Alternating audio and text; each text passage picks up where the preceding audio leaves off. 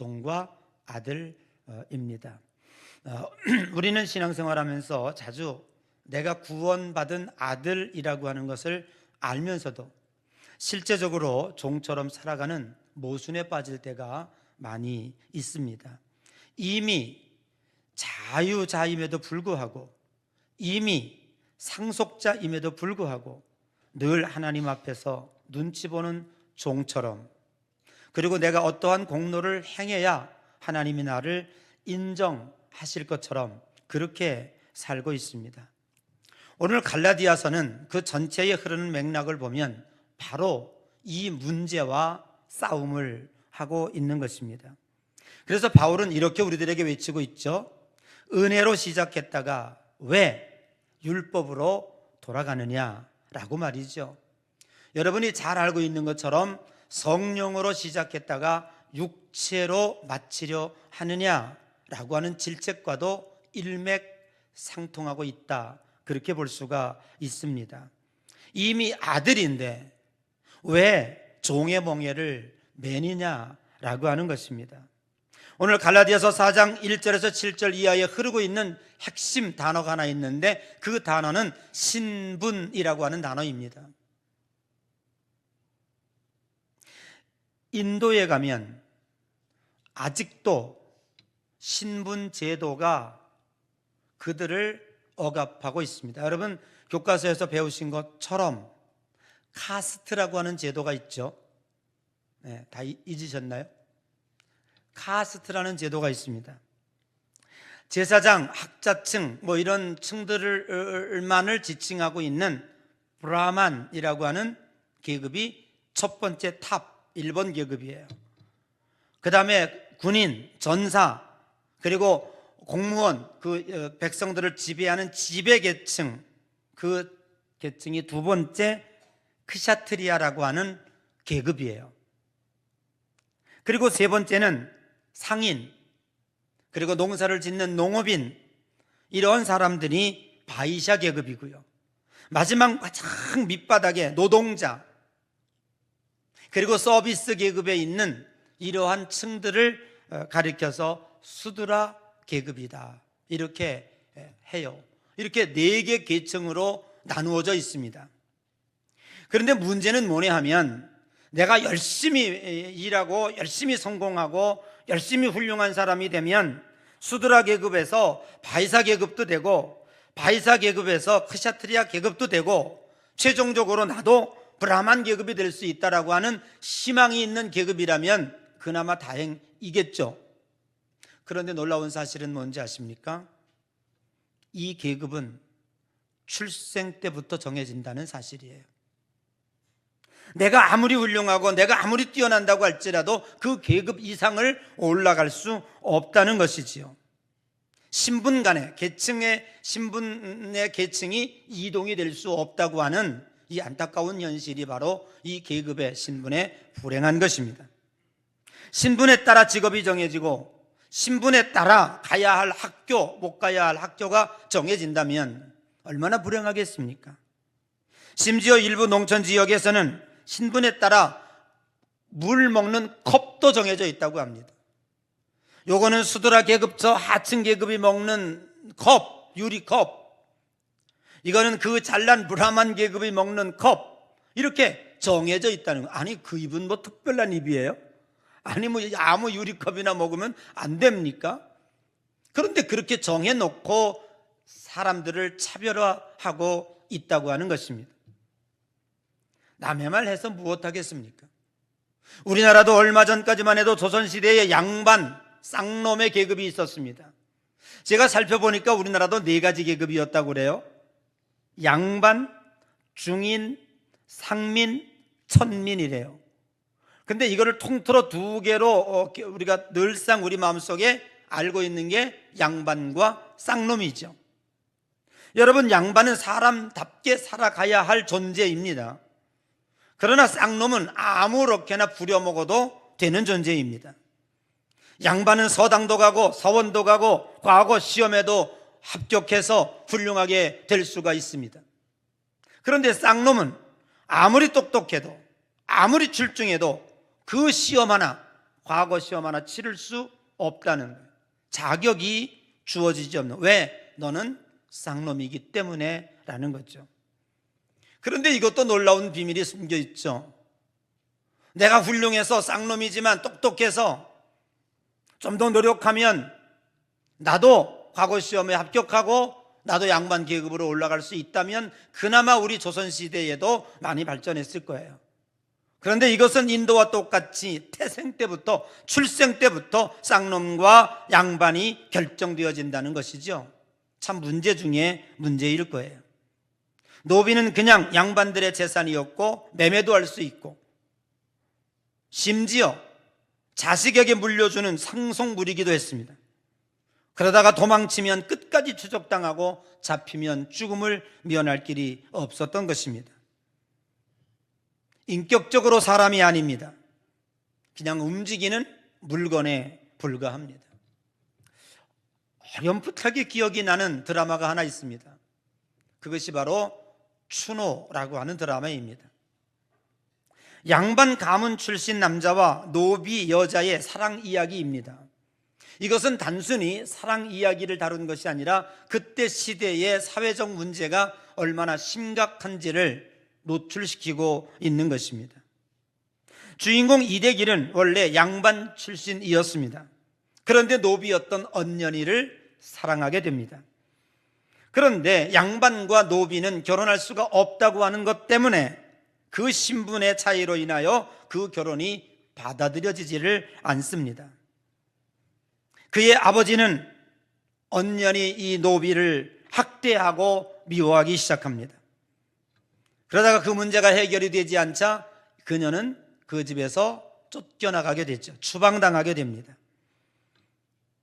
노비를 사랑했다는 것 때문에 주인공 이대길은 모든 것을 잃습니다. 결국 그는 노비를 잡는 추노꾼이 됩니다. 10년 동안 언년이를 찾아 헤매는 드라마가 바로 이 추노입니다.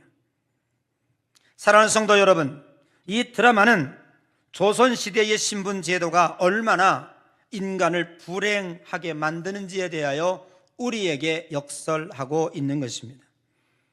조선시대의 신분 해체와 남녀 평등의 의식을 오늘 깨쳐버리고 오늘 이렇게 우리가 모든 계급 없이 모든 이들이 교회에 와서 평등하게 예배드릴 수 있고 이렇게 사회생활할 수 있었던 중요한 이유 원인이 하나 있습니다. 그것은 바로 기독교입니다. 기독교는 혁명적 메시지를 가지고 있습니다. 그 첫 번째는 모든 인간은 하나님의 형상으로 지어졌다고 하는 것입니다. 그렇기 때문에 어느 사람은 귀하고 어느 사람은 천할 수가 없다고 하는 논리입니다. 두 번째는 유대인이나 헬라인이나 종이나 하나님 앞에서 차별이 없다고 하는 것입니다. 하나님은 어느 누구도 차별하지 않습니다. 그리고 세 번째, 성경이 전하고 있는 메시지의 중요한 것은 우리 모두는 다 형제들입니다. 왜요? 한 피를 나누었기 때문입니다. 오늘 성경은, 오늘 사도 바울은 갈라디아에서 종과 아들이라고 하는 것을 비유로 들어서 우리들에게 그때 당시에 기독교인들이 얼마나 잘못된 신앙을 가지고 있는지에 대하여 깨우쳐주고 있습니다. 바울은 이렇게 얘기하고 있습니다. 상속자라도 어릴 동안에는 종과 다름이 없었다라고 시작하죠. 법적으로는 주인입니다. 그러나 실제적으로는 종처럼 통제받던 시대가 있었다는 것이죠. 그것은 바로 이스라엘의 율법입니다. 지금 갈라디아 교인들은 예수 그리스도를 믿고 구원받는다고 하니까 야, 구원받는 게 뭐 그렇게 쉬워? 우리는 예수 그리스도의 십자가를 인정하기는 하지만 그러나 거기다가 율법도 행해야 돼. 그래야 하나님 나라 갈 수 있어 라고 하는 것이 지금 갈라디아 교인들의 문제입니다. 그런데 바울은 율법을 어떻게 이야기하고 있습니까? 오늘 우리들이 율법 아래 있을 때에 통제받았고 지켜야 할 규칙이 있었고 그리고 율법을 통하여 감시와 정죄가 있었습니다. 그것은 우리가 아직 성숙하지 못할 때에 하나님이 우리들에게 통제의 방법으로 율법을 주셨다고 하는 것이에요. 3절에 이렇게 말씀하고 있습니다. 이와 같이 우리도 어렸을 때에 이 세상의 초등학문 안에 종노릇 하였더니 라고 말씀하고 있죠. 자, 이것을 어떻게 설명할 수 있느냐 하면 이런 겁니다. 여러분, 율법이 우리들에게 어떤 역할을 했는가라고 하는 것을 쉽게 이야기할 수 있는 방법이 이거예요. 자, 우리나라로 한번 예를 들어보면 옛날에 부잣집에 그러니까 양반집에 자식을 낳아요. 그러면 이들이 그 험한 물 안 묻히고 뭐 기저귀 안 빨잖아요. 종들이 하는데 아주 착하고 마음씨 좋은 유모를 붙여줍니다. 그래서 그 유모가 이 아이를, 갓난 아이를 키우게 돼요.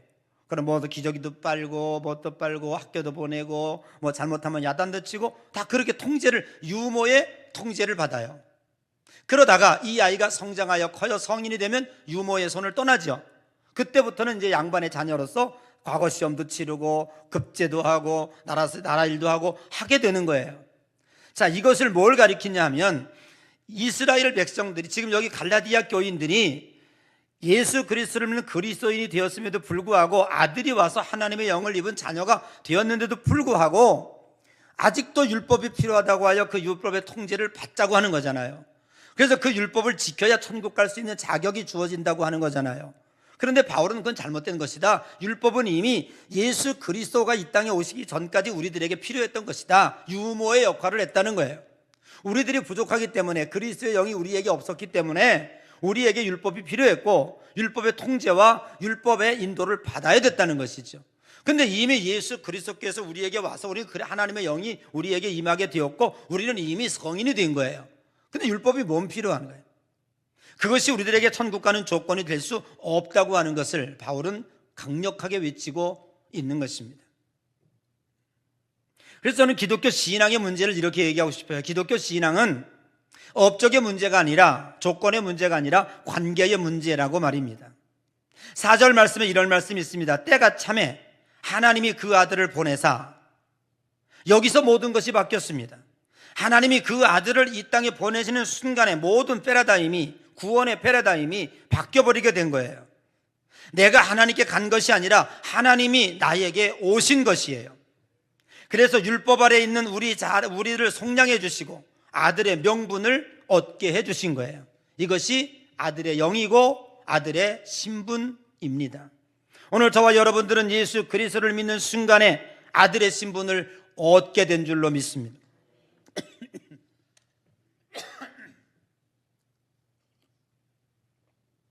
제가 지난주에 제 친구 목사님이 제가 필리핀에 있다고 그러니까 저를 방문했어요.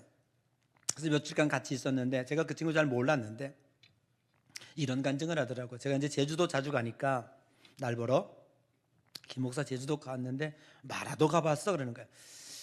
생각해 보니까 제가요 그렇게 제주도를 많이 갔는데 마라도를 못 갔어요. 우도는 많이 갔는데 마라도를 못 갔어요. 그게 왜 그런가 싶었더니 마라도 가려고 항구에 가면 꼭 바람이 불어요. 네, 그래서 돌아오고 하다가 결국 마라도를 못 갔는데 자기는 마라도를 2번 갔대요.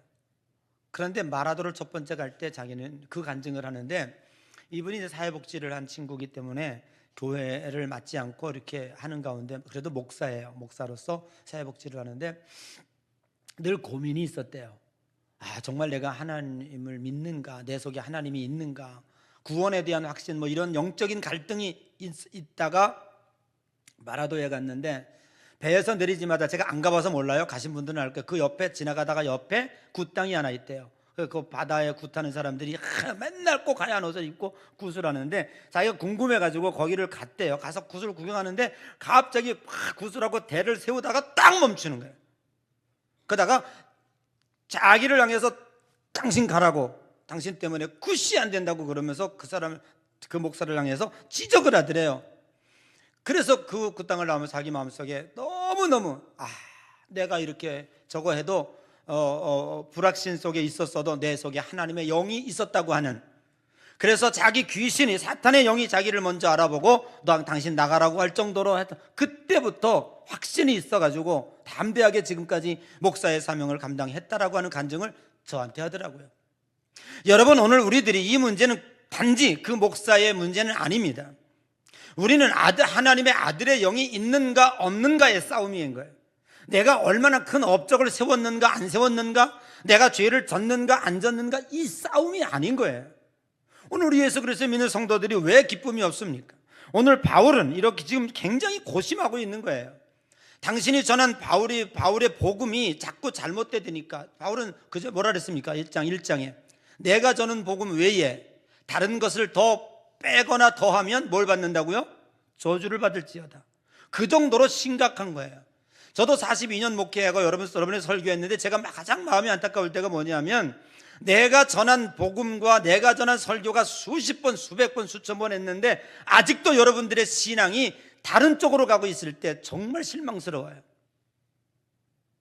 오늘 그게 무슨 문제냐면, 오늘 기독교인의 문제는 영이 있는가 없는가의 문제예요. 즉 육신으로는 피의 문제라는 거예요. 여러분, 아들이 됐어요. 아들이 되는 문제는 무슨 문제예요?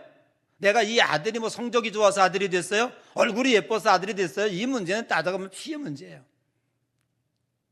그러니까 결국 종은 잘하면 진급시켜서 청지기 종으로 1등 가는 종으로 세울 수는 있어요. 그렇지만 그는 아들이 될 수 없죠. 그러나 아들은 지지못난이에요. 차라리 종보다 못해요. 그런데 이 아버지가 죽고 나면 그 재산은 몽땅 다 저 아들에게 가요. 그건 무슨 문제입니까? 신분의 차이죠. 행위나 공적의 문제는 아닙니다. 오늘 사탄이 먼저 알아본 이 하나님의 영이 꼭 그 목사님에게 있었는가? 아니요, 여러분들에게도 있다고요. 근데 여러분은 왜 이 하나님의 영이 내 속에 있음에도 불구하고 이러한 자존감과 이러한 하나님의 영의 아들로서의 믿음을 갖지 못하는가라는 것이죠. 그때부터 이 목사님은 담대하게 목회하셨습니다. 어디 가든지 하나님이 지켜주실 거라는 사실을 믿었습니다. 환자를 만나면 과감하게 기도할 수 있었습니다. 그동안은 믿음이 없어서 환자를 위해서 기도하지 못했대요. 그런데 자기 속에 하나님의 영이 있다고 하는 사실을 확신한 다음부터 기도하기 시작했대요. 하나님이 역사하기 시작하더래요. 여러분, 병자가 있으면 기도해 주십시오. 여러분 자신을 위해서도 기도하십시오. 악한 마귀 사탄이 유혹하면 주 예수 이름 명하노니 사탄아 물러가라고 명령도 내리십시오. 왜? 여러분 속에 하나님의 영이 있잖아요. 아들의 영이 있잖아요. 구원이라고 하는 것은 내가 하나님께 간 것이 아니라 하나님이 나에게 오신 거예요. 율법 아래 있는 자들을 속량하시고 아들의 명분을 얻게 하려 하심이라. 아들의 명분, 신분의 변화를 주신 거예요. 지위의 상승으로 천국을 가려 한 것이 아니라 신분의 변화로 여러분의 정체성을 바꿔놓으려고 한 것이 십자가예요. 너희가 아들인 거로 하나님이 그 아들의 영을 우리 마음 가운데 보내사 아빠 아버지라 부르게 하셨느니라. 아멘. 하나님을 뭐라고 불러요? 아빠. 아이고, 70대에서 아빠라고 부르려니까 좀 겸연쩍기도 하지만 그래도 부르시는 거예요.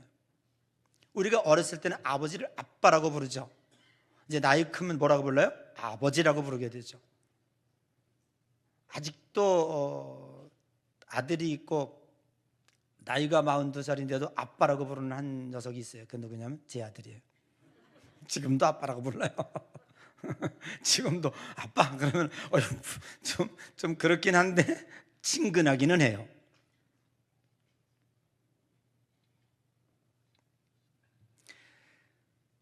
여러분, 우리는 종의 기도가 아닙니다. 이제부터는 아버지로서 아들의 부르짐이 공로의 언어가 아니라 관계의 언어입니다. 그러므로 네가 이후로는 종이 아니요 아들이니라고 7절에 우리들에게 분명히 말씀하고 있습니다. 여러분, 문제는 뭡니까? 구원받은 이후에도 이렇게 했으니 하나님이 기뻐하시겠지? 아닙니다. 이렇게 잘못했으니 하나님께 나는 민망해 하나님을 볼 수 없어라고 말해요? 그것도 아닙니다. 여러분, 죄책감을 갖는다라고 하는 것은 우리의 신앙의 성장을 위하여 매우 중요한 것입니다. 그런데 내가 회개했으니 이제 다시는 그런 죄를 짓지 않으리라 라고 생각하는 것, 여러분 수원 밑에 오산입니다. 여러분 기억하십시오. 여러분들이 회개했다고 하여 그 죄 또 안 짓습니까? 또 죄 짓습니다. 그럴 때마다 여러분들은 무슨 생각을 해요? 내가 회개했을 때는 하나님 앞에 기쁨이 되었고 하나님께 회개했으니까 이제 괜찮다 생각했죠. 근데 또 다른 죄를 졌어요. 다시 죄를 또 졌어요. 그때 또 회개할 때 어떤 생각이 들어요? 하나님 앞에 무슨 생각 들어요? 민망한 생각 듣죠? 자기 자신이 처참하다는 자책감에 빠지지요. 그거 몇 번 반복해봐요. 그거 몇 번 반복해봐요. 이제는 안 합니다. 포기해버립니다. 아, 나는 무능한 존재구나.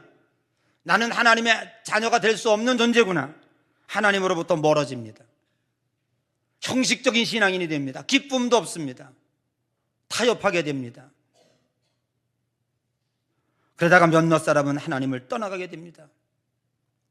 여러분 생각하십시오. 한 번 회개함으로 인하여 다른 죄를 짓지 않을 수 있는 능력 있는 인간이라면 왜 예수 그리스도께서 2000년 전에 이 땅에 오셨습니까? 77곡 중에 한 사람이라도 내가 오늘 철저히 회개했으니 다시 그런 죄를 짓지 않을 수 있으리라, 그렇다면 예수님이 안 오셨을 거예요. 천만 만만에 말씀하지 마세요. 여러분 스스로 생각하세요. 여기 앉아있는 여러분들도 감옥 가지 않은 사람이나 감옥 있는 사람 아는 것뿐입니다. 어디 하나 잘난 게 있습니까? 누가 하나님 앞에 여러분의 공로로, 누가 누구에게 돌을 던지며 갈 수 있는 천국 갈 자격이 있는 사람 여기 누가 있습니까? 그렇지 않아요. 예수 그리스도께서 우리에게 주신 것은 종으로서의 자책이 아니라 아들로서의 자격의 신분임을 기억하시기를 주님의 이름으로 간절히 축복합니다. 그래서 우리는 아들이 되었음에도 불구하고 여전히 종된 마음을 가지고 있기 때문에 기쁨이 없어요. 여러분, 하나님을 믿는다고 하는 것, 기독교인이 된다는 얼마나 멋있는 일인지 아세요? 여러분이 예수 그리스도를 믿는 일이 얼마나 멋지고 얼마나 아름다운 일이고 이 세상에 가장 잘한 일인지 아세요? 모르잖아요. 왜요? 이 진리를 모르기 때문에 그래요. 예수 그리스도를 믿는다는 것 때문에, 내가 종교인이 되었다는 것 때문에, 기독교인이 되었다는 것 때문에 차라리 예수를 안 믿었으면 좋았을 것을 이미 예수를 알고 난 다음에 이미 기독교인이 되었기 때문에 이 종교적 중압감이 여러분을 해결할 길이 없어요. 차라리 안 믿었으면 세상 사람 모르고 살아. 모르고 살다가 지옥 가는 건 뭔 상관이 있어요? 그런데 이미 여러분은 예수를 알았어요. 교인이 되었어요. 집사도 되고 권사가 되었어요. 장로도 되었어요. 다시 돌아갈 수가 없어요. 왜? 하나님이 있다는 걸 어렴풋이나마 알고 있기 때문에. 작은아마 그 알량한 믿음이라도 있기 때문에 절대로 못 돌아가요. 못 돌아감에도 불구하고 기쁨이 없어요. 이 중압감 때문에 견디기가 어려워요. 양가 감정 때문에. 이거는 잘못된 겁니다. 진리가 너희를 자유케 하리라. 아멘. 이 세상에 어떤 것도 여러분을 막을 수 있는 길이 없는 사람들이에요. 그것은 바로 바울이 갈라디아 교인들을 바라보면서 안타까워하는 그 현실이 바로 이 문제점이라고 하는 사실이에요. 그것은 바로 2000년 전에 갈라디아 교회 교인들뿐만 아니라 오늘날 기독교인들, 오늘날 여기 신앙생활 모든 99%가 다 똑같아요. 제가 42년 목회해 본 결과, 또 다른 교회 교인들 만나본 결과 모두 다 이 종교적 중압감에 붙잡혀 있을 뿐이지, 내가 예수 그리스도를 믿고 하나님의 기독교인이 되어 이 기쁨에 충만하겠다라고 생각하는 사람은 거의 없다고요. 왜? 그들은 속에 들어가면 죄인 아닌가요? 죄 안 짓나요? 매일매일 사는 게 죄인데요? 그럼 죄책감 때문에, 죄 때문에 하나님 못 본다? 하나님 기도할 수 없다? 자격이 없다? 그런다면 어느 누구가 설 수 있겠어요? 그래서 바울은 이렇게 얘기하고 있어요. 어찌하여 다시 약하고 천한 초등학문으로 돌아가서 다시 종노릇 하려 하느냐라고 갈라디아 교인들을 책망하고 있는 것입니다. 예수로 시작했는데, 신분을 아들의 신분으로 주었는데, 다시 절기를 지키고 다시 나를 지켜야 하고 다시 규칙과 계명을 지켜야 천국 간다고 한다면 그것은 바로 기독교의 종교 말씀을 거꾸로 되돌리는 거예요. 문제는 내가 이렇게 함으로 하나님께 인정받으려는 마음, 옳은 마음이지만 그것은 인정받으려는 마음으로 해서는 안 돼요. 내가 하나님의 자녀이기 때문에, 하나님의 영을 가지고 있는 사람이기 때문에, 하나님의 천국 시민이기 때문에 내가 이 정도를 할 수 있는 사람이야 라고 해서 하나님 모습으로, 신자의 모습으로 살아가는 거예요. 이 정도 했으니 하나님 봐주시겠지? 아니에요. 이렇게 실패했는데 하나님 앞에 기도할 수 있어? 아니에요. 여러분은 얼마든지 할 수 있는 아들입니다. 그래서 우리는 이렇게 해야 돼요. 믿음은 내 안에서 찾는 것이 아니라 하나님으로부터 찾는 거예요. 내 안에서 원인을 찾는다면 치명적 오류가 생깁니다.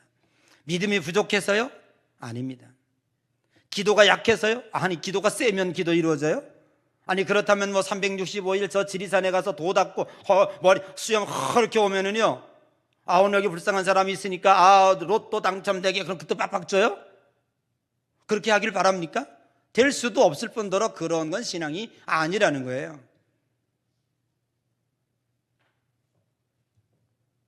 헌신이 모자라서, 행위가 모자라서가 아니라 여러분들의 아들이나 아들의 영에 대한 믿음과 확신이 없기 때문에 악한 마귀 사탄이 여러분을 조롱하는 거예요.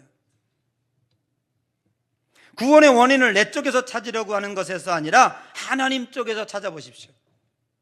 하나님께서 예수 그리스도를 우리에게 보내주셨고 그들이 내 속에 십자가에 죽으심으로 내가 예수 그리스도를 영접하는 순간에 내 속에 아들의 영이 들어왔다는 거예요. 나는 몰라요. 똑같아. 변화는 없어요. 안 믿는 사람이나 믿는 사람이나 오늘 처음 나온 김일수나 옆에 있는 이지혜나 다를 게 아무것도 없어. 일수야, 알았니? 오늘 네 속에 예수 그리스도의 영이 들어간 줄로 믿습니다. 일수야, 아멘해. 아멘. 내가 너네 집 어제 보니까 너 예수 믿음으로 너네 집이 잘 될 것 같아. 아멘. 나는 저 친구를 안 봐도 다 알아요. 목사는 그런 게 있어요. 제가 어떻게 살았는지, 무화과 나무 밑에 있었는지 없었는지 저는 다 보여요. 그래서 하나님의 영이 필요해요. 아멘. 오늘 그의 영이 임했습니다. 그대로 살면 저 집은 형통의 길을 갈 거예요. 하나님이 지켜주실 거예요. 그 믿음으로 살면 말이죠. 그러므로 기독교는 아들의 종교입니다. 다른 종교는 노력의 종교이고 인정의 종교이고 이렇게 했으니 보상의 종교입니다. 그러나 기독교는 은혜의 종교입니다. 신분의 아들이 있느냐 없느냐의 싸움입니다. 그래서 우리는 아들의 열매를 맺는 것이 종의 열매를 맺는 것이 아님을 믿으시기를 바랍니다. 우리가 잘해서 아들이 된 것이 아니라 아들이 되었기 때문에 앞으로 잘해야 합니다. 설사 가다가 잘못했다 할지라도 종은 인내하고 기다리다가도 안 되면 쫓아내고 버리고 팔아버립니다. 아들은 아무리 잘못해도 야단은 맞을 수 있을지언정 종아리는 맞을지언정 절대로 고적에서 파내진 않습니다. 그리고 그 아버지가 죽으면 모든 재산 다 이 아들에게 돌아갑니다. 바울은 눈물을 흘립니다. 내가 너희를 위하여 수고한 것이 헛될까 하노라. 가슴 아파 통곡하고 그의 가슴을 치는 마음으로 갈라디아 교인들에게 외치고 있는 것입니다. 사랑하는 성도 여러분, 오늘 여러분은 누구로 살고 있습니까? 여러분의 행위와 공적으로 살고 있습니까? 아니면 여러분의 속에 있는 하나님의 영으로 살고 있습니까? 이미 아들인데 여전히 종처럼 살고 있지 않는지 다시 한번 우리를 살펴보아야 합니다. 이미 용서받았는데 또 다시 벌받을처럼 하나님 앞에 두려워 떨고 있지 않습니까? 신분은 아들인데 우리의 삶의 태도는 종과 같이 사는 것 큰 죄악입니다. 벌받을까봐, 버림받을까봐 이것이 신앙의 자극에는 필요할지 몰라도 근본적으로 하나님과의 관계의 문제는 아니라고 하는 사실입니다. 여러분, 하나님과의 관계가 사랑과 은혜로의 관계가 아니라 여전히 감시자로, 점수 매기는 하나님으로, 잘못하면 벌하는 하나님으로 생각하고 있다면 그것은 우리가 종의 자세로 살고 있기 때문에 그렇습니다. 바울은 외치고 있습니다. 이미 받아들여졌는데, 이미 아들이 됐는데 뭘 더 증명하려고 하느냐라고 말입니다. 봉사만이 하면 하나님 앞에 가까이 갈 수 있다는 것, 그것은 절대 잘못된 것입니다. 하나님의 자녀이기 때문에 당연히 봉사하고, 내 집안에 일이 벌어졌는데 아들이 뒷전자요? 내 집안에 잔치가 벌어졌는데 아들이 도망가요? 그럴 수는 없으면 아들이 아니기 때문에 그렇습니다. 하나님은 우리를 고용하신 것이 아니라 하나님은 여러분을 일 잘하는, 봉사 잘하는 고용자로 삼은 것이 아니라 하나님은 여러분을 입양해서 호적에 올린 자입니다. 아들인데 종처럼 사는 것이야말로 하나님 앞에 하나님을 비참하게 만드는 것이고 하나님 앞에 큰 죄악임을 깨달으십시오. 네가 하나님을 붙잡는 것이라 아니라 하나님이 너를 붙잡는 것입니다. 네 신앙의 원인으로 인하여 하나님 나라 가는 것이 아니라 하나님이 사랑의 열심으로 여러분은 하나님 나라 갈 수밖에 없음을 믿으십시오. 사랑하는 예양의 성도 여러분, 제가 여러분에게 설교 자제할 기회가 별로 많지 않습니다.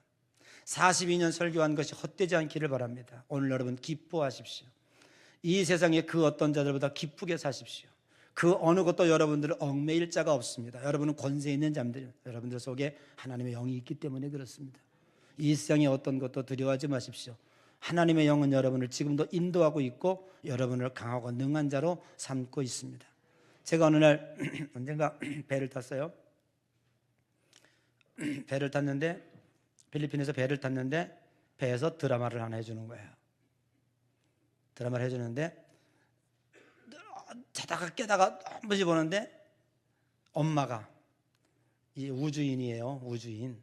조그만 그 새끼 하나 있는데 그 애를 놓고 가요. 그러면서 걔한테 뭐라면, 너는 강한 자야.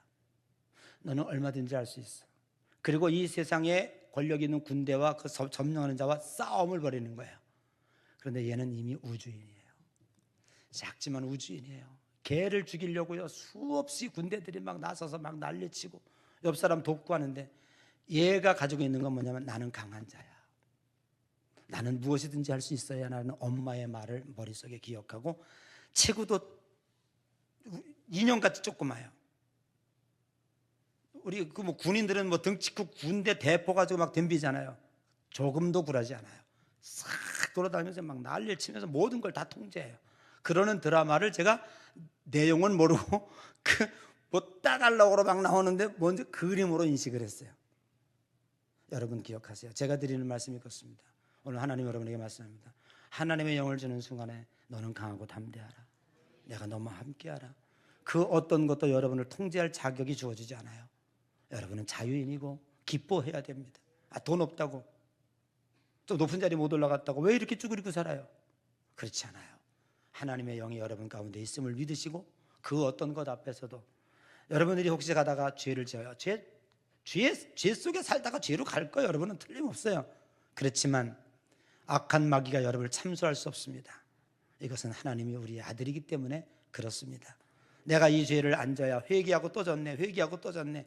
그래서 하나님 볼 수가 없어, 하나님 나라 하나님 앞에 갈 수 없어. 그러다 교회 떠납니다. 에라 모르다 자유인이 살, 화인 맞아가지고 그때부터 이제 아무것도 몰라요.